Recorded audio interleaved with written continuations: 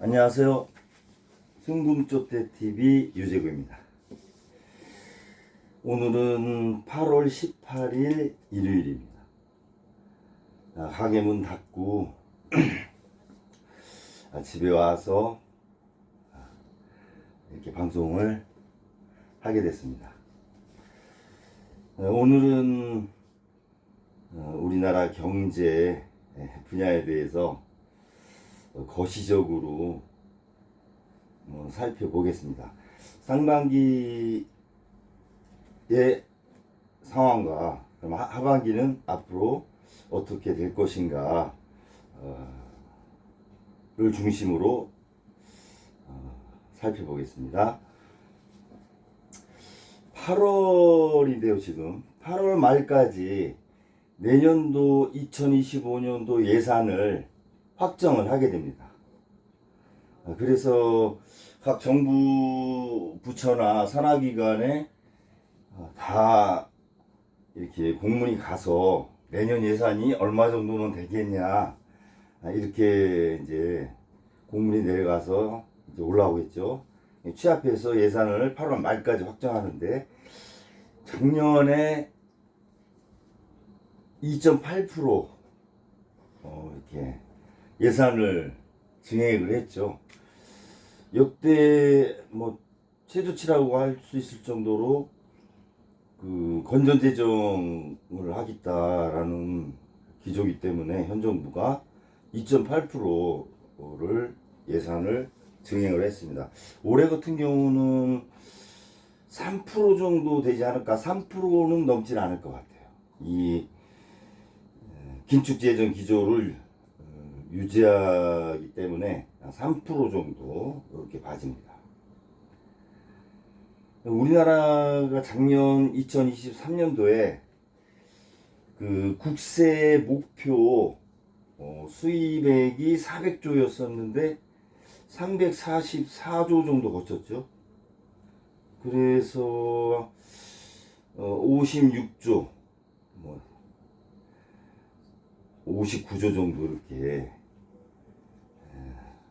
세액이 부족이 됐습니다. 아니, 문제는 세수 부족에 대한 논란은 여야에서 많이 이렇게 논쟁이 됐죠. 근데 문제는 예를 들어서 60조다 그러면 중앙정부에서 60% 36조를 부담을 하고 지방자치단체에서 40% 24조를 부담을 하는데 세수가 부족할 때 취할 수 있는 방법이 두 가지 정도 있죠.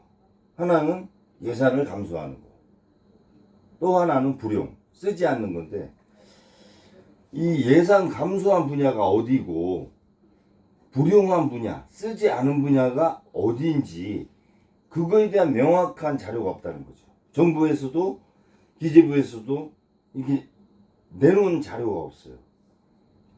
이것을 알아야 사회적 약자라든가 서민 그분들한테 혹시 예산이 감소되거나 쓰지 않은 거 아닌지 이런 부분에 대한 검증을 해야 되는데 분야가 명확하게 나온 자료가 없다. 그래서 정부는 불용 분야와 예산 감소 분야를 투명하게 공개를 해야 된다라고 건의를 하고 싶고요.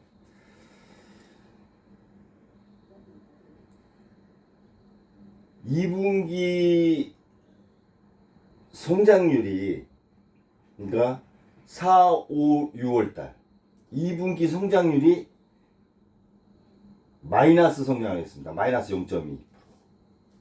1분기 때 1, 2, 3월 달에는 반도체 호황도 있었고 해서 1.3% 증가를 했죠. 아주 큰 수치입니다. 이게 실질 성장률이기 때문에 이게 명목 성장률로 치면 7, 8% 정도의 체감 효과가 있는 거죠. 근데 2, 4분기에는 0.2% 감소했습니다. 그럼 1.5% 차이 나는 거죠. 1, 4분기에 비해서. 그러면 1.3%가 1, 4분기에 증가했는데 왜 증가했느냐? 이걸 한번 생각을 해봐야 돼요. 4월 달에 총선이 있었죠. 그래서 정부에서 돈을 좀 많이 썼어요. 그러니까 6월 달까지 그 1년 예산 중에 65%를 썼어요. 65%를 상반기에 소진을 했기 때문에 앞으로 하반기에 35%밖에 쓸 예산이 없는 거죠. 이게 선거 때문에 1, 4분기에 돈을 지출을 많이 했습니다. 특히 건설 업종에 많이 투자를 했어요. 한 3.3% 이렇게 증가할 정도로 건설 분야에 투자를 많이 했습니다. 이거는 건설업 자체가 파급 효과가 제일 큰 산업이죠. 건설 관련 업종이 워낙 많기 때문에 이 건설 업종에 집중적인 투자를 많이 했습니다. 이 선거 관련해서 조기 지출을 이렇게 했다고도 봐집니다.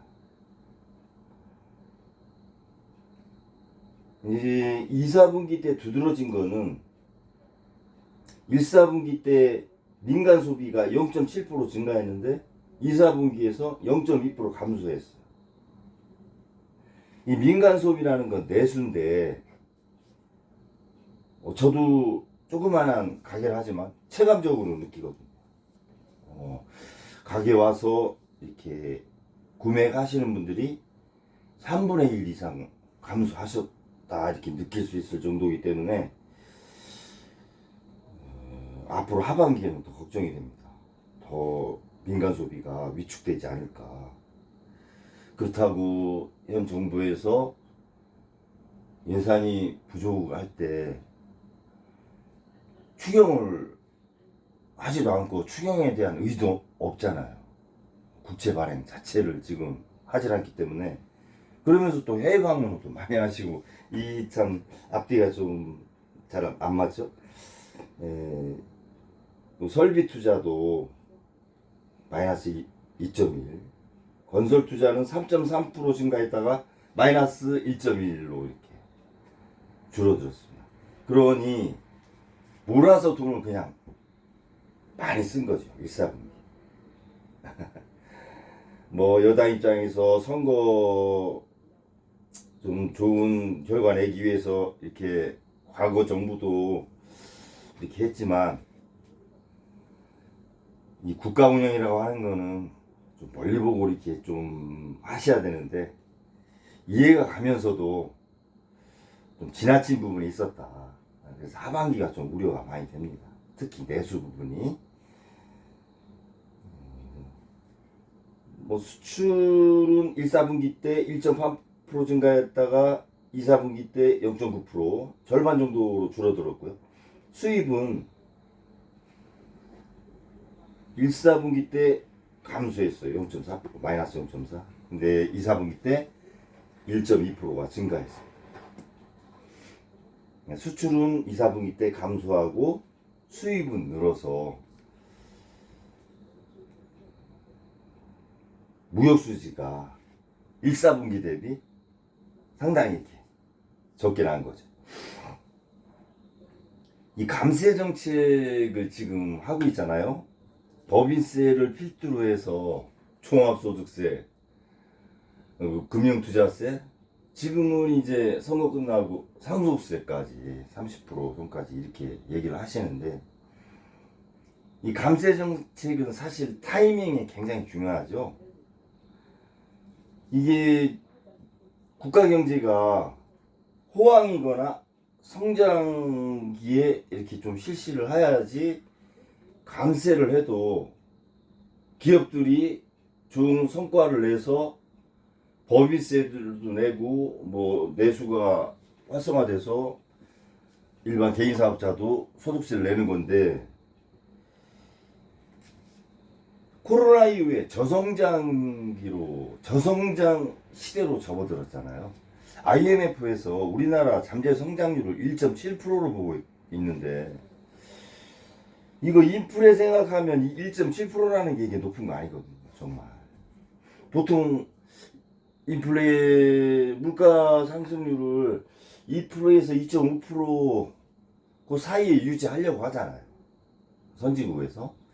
그런 거 생각하면 잠재 성장률 1.7%라고 하는 거는 거의 성장이 안 되는, 물론 경제 규모가 이제 미국처럼 크고 이런 데는 1%, 2% 자체가 굉장히 큰 수치지만 아직까지 우리나라 경제 규모 뭐 1조 2천억 달러 정도에서 1, 2%는 클 수도 있지만 그렇게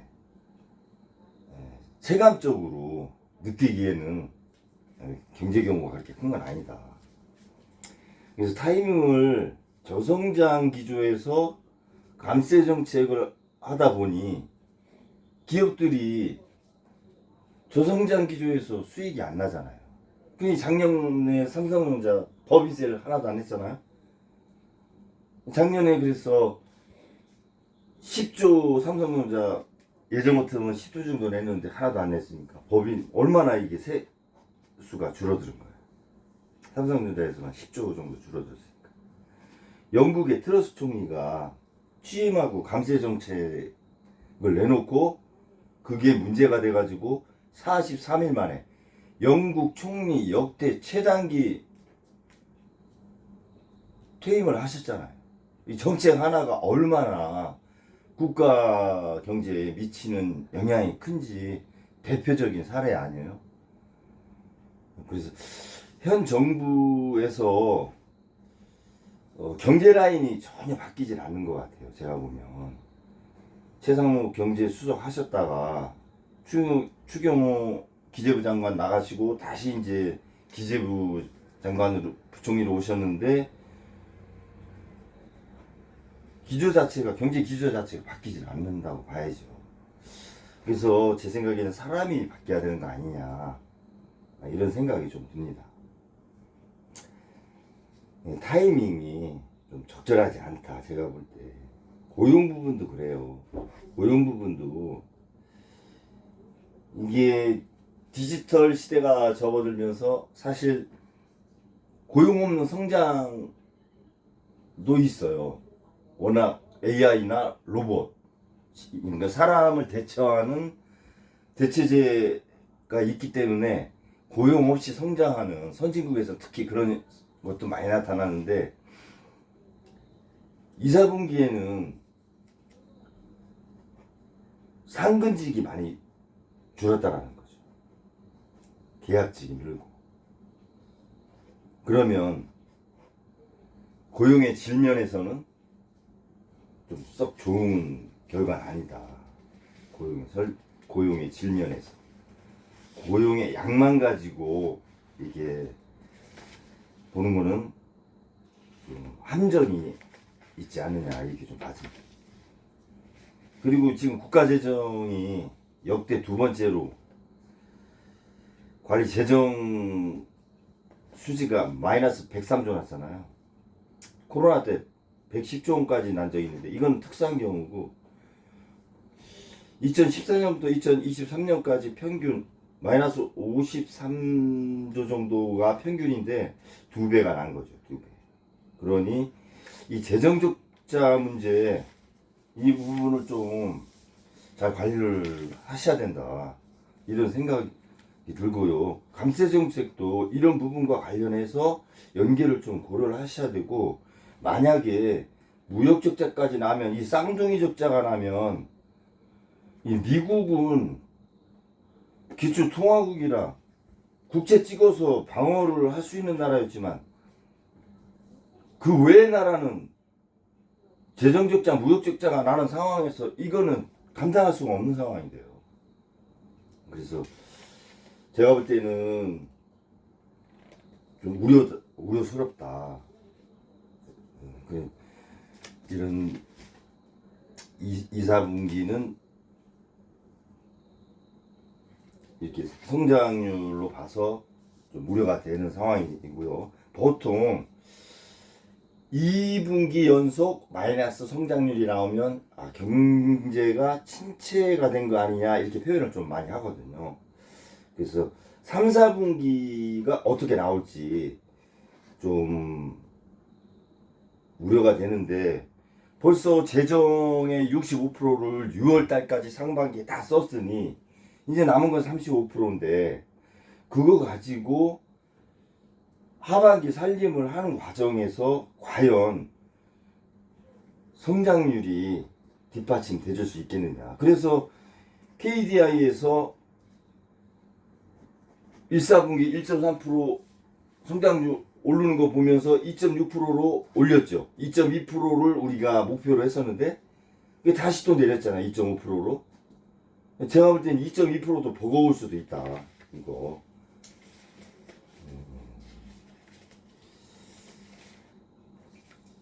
아무튼 나라가 이게 일반 개인이 카드 돌려막기 식으로 지금 돌려막고 있는 것 같아요. 돈을 우체국에서도 2,500억 원 한국은행이 빌려가지고 논란이 또 되는 상황인데 그렇게 하시면 좀 문제가 있고 GDP 대비 미국 같은 경우는 GDP의 10%를 국채 발행한 이자를 갚는 데 쓰거든요. 저희 나라 같은 경우 한 7% 정도 되는 걸로 알고 있는데 지금 금리가 조금씩 대출금리가 오르잖아요. 그래서 더 오르기 전에 집을 좀 사놔야겠다 이런 마인드가 있어가지고 아파트가 좀 꿈틀거리는 거거든요. 부동산 시장이. 그래서 정부 측에서는 금리를 좀 인하하는 쪽 압력이 좀 있는 거로도 봐지는데 지금 2% 차이 나는데 미국하고 여기서 우리가 선제적으로 먼저 금리 내리면 환율에 또 문제가 생길 수 있고 해서 이게 마음대로 내릴 수도 없는 거거든요. 외국인 자금 이탈이 갑자기 일어나면 이거는 제2 외환 위기가 올 수도 있는 부분이거든요. 지금 특히 더 저는 또 우려하는 게 금융감독 원장이 시중은행에다가 금리를 내려라 마라 이렇게 압력 행사하는 건 이거는 금리는 한국은행의 고유 업무인데 한국은행이 왜 있습니까? 통화 관리하고 물가 관리하려고 하는 거고 그 매개가 금리인데 그거를 금융감독 원장이 대놓고 인터뷰를 시중은행 금리 너무 높은 거 아니냐 이렇게 해가지고 압력 행사해서 이렇게 시중은행 금리를 내리게 하면 한국은행은 뭐 하는 거예요? 왜 있어야 돼요? 이건 월권이 아니냐. 이거는 검사식의 경제 운영이지. 이거 경제학자나 경제관료 같으면 이렇게 안 해요. 이런 것들이 문제라는 거예요, 저는. 금융통화위원회에 맡겨야죠. 금리 같은 경우. 그분들이 거시적인 전문가들인데 단기적인 효과를 봐서 지지율을 올리려고 하는 꼭 100% 그렇게 말할 수는 없지만 그렇게 시중의 금리를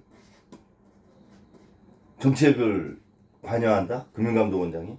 이거는 적절하지 않다. 제가 볼 때. 아무튼 하반기에 우리가 슬기롭게 넘어가야 되는데 좀 걱정이 됩니다. 저도 영세 자영업자로서 벌어가지고 이자 내기 바빠가지고요. 저번에 한 개 기업에 대해서 말씀드렸지만 저도 예의가 아닌 것 같고 하반기 참 우려되는데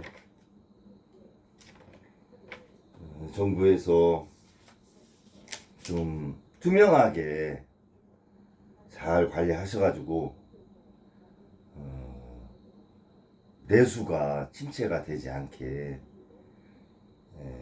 좀 새로운 좋은 방법도 여야가 머리를 맞대고, 이제 오늘 민주당에서 대표도 선출되고 그 최고위원도 선출이 돼서 지도부가 민주당도 새롭게 출발을 했으니 내일부터 여야가 국회에서 머리를 맞대고 민생, 또 서민의 생활, 이런 부분에 좀 관심을 많이 가져줬으면 하는 마음을 건의드리면서 오늘 간략하게 이렇게 방송을 마치는 걸로 하겠습니다. 감사합니다.